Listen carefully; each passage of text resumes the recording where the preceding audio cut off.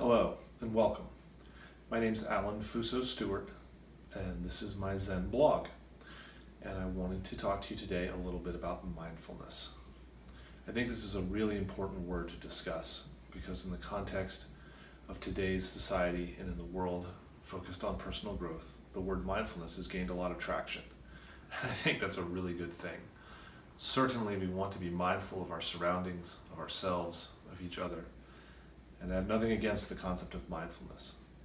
At the same time, I'd like to express what mindfulness means in the context of Zen, and hopefully expand the concept a little bit to create a deeper sense of understanding and a deeper capacity not only to experience mindfulness, but to experience yourself as you truly are. With that in mind, let's get right into it. So, the Sanskrit word for mindfulness is shmrti, and it probably better translates as remembering. This is really important because when we talk about remembering, we're talking about a specific function of the human mind. And I'm not just talking about remembering as we remember the past. I'm talking about remembering to function as we truly are. The purpose of meditation is to recognize who we really are. And the purpose of meditation training is to learn to function in the day-to-day world as we truly are from that place. If we do this, then mindfulness is a side effect. Remembering is a side effect of the deepening of our practice. The deeper our practice is, the stronger our center is, the more often we remember. So, what does it mean to remember? What we're remembering is who we really are. If you've ever found yourself in an argument and then suddenly recognized that you were behaving out of an old pattern and let that pattern go and turned and focused on the person you were dealing with compassion, you remembered. If you've ever found yourself lost in a storm of thoughts only to suddenly feel at peace and recognize that you were being anxious for no reason, you remembered. When we sit, when we notice what comes up and let it go, when our concentration develops, then what starts to happen is that body and mind fall away and we begin to recognize the field of presence that is who we are, the vast depth of our being, not separate from anyone else. We recognize the fleeting and impermanent nature of every part of our identity. We recognize the fleeting and impermanent nature of our thoughts. We recognize the fleeting and impermanent nature of our opinions, of our passions, of the things we're angry about, of the conditions of our lives. In this world, everything changes. And so when we're present, we move from our center, noticing that, in full awareness of that. It's very difficult to be anything other than compassionate because we suffer as all beings suffer.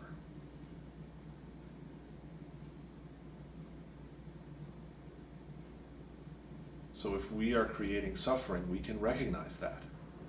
And then we can show compassion toward those in our lives.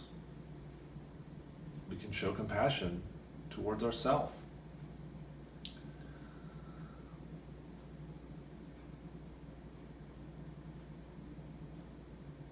So when we're doing mindfulness exercises, when we're doing mindfulness workshops, when we have industries built around training people as mindfulness masters, that's a good thing because being present, being fully aware, paying attention, these are all of benefit.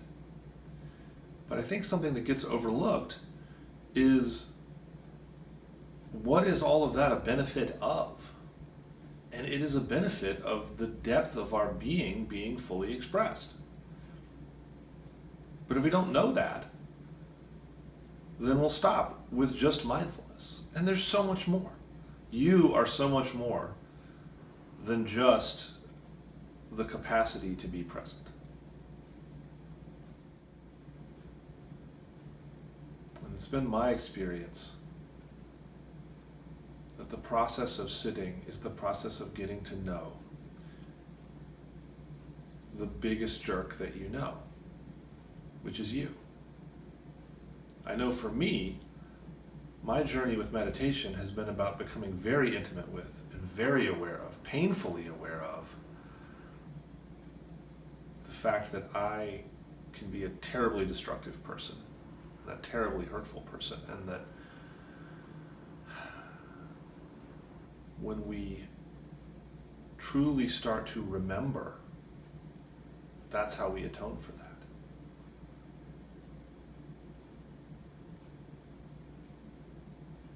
That in each moment, I'm either in a state of remembering or a state of forgetting. And when I'm in a state of forgetting, I'm arrogant, impatient, difficult to deal with, hurtful. When I remember, I'm compassionate, present, aware, fluid, flexible. And the foundation of that is my sitting. When I sit, I have the opportunity to connect with who I really am. And even saying connect with it is misleading, because it is who you are. You can't fail to connect with it. You can't fail to cover the ground on which you stand. There's nowhere else to go. You can't go somewhere that's not you. So when we're mindful, what we're really doing is we're remembering who we are.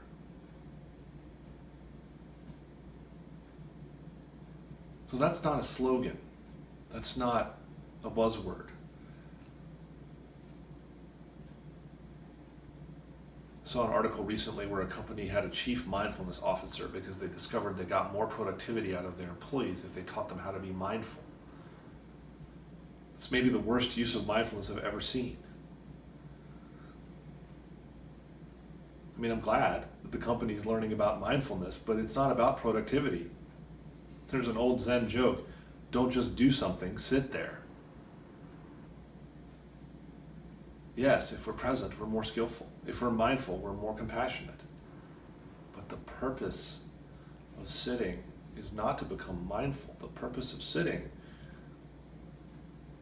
is to develop contact with yourself.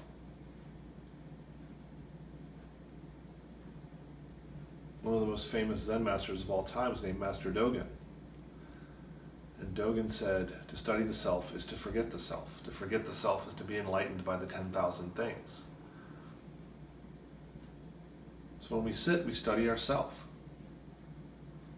Because like a diamond with infinite facets, different parts of ourselves are constantly emerging. The self recreates itself over and over and over again. And as we sit, we discover all of the parts of our constructed self. And as we let those go, the radiance of who we truly are starts to shine through. And we remember. And then in moments of pain and anguish and stress and difficulty, in moments when our self is telling us that we should be angry, should be hurtful, should fight, should destroy another, we can remember, we can come back, we can recognize that we're not separate from anyone else. The most frustrating person in your life and you are one.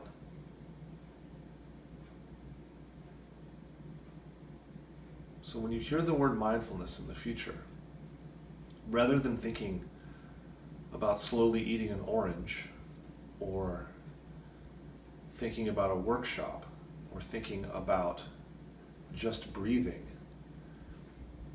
I want you to think about really going deep. Every day, sitting on your cushion, working with what comes up. When we're mindful, notice and accept that, and let it go. When we're not mindful, notice and accept that, and let it go. Let it go, let it go, let it go. Sounds like the Disney movie, right?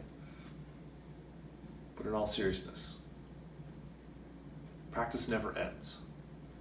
You have to keep letting things go. Keep coming back. If you do that, the light of who you really are will shine out. More than a buzzword, more than a magazine article. You'll know. You'll know who you are, and you'll know when you're mindful and when you're not, because the depth of your being is self-confirming. So please, do be mindful, but go further, go deeper. Really investigate this and find out for yourself. What does it mean to remember? And what is it that you're remembering? Thank you for your attention, and may your life go well.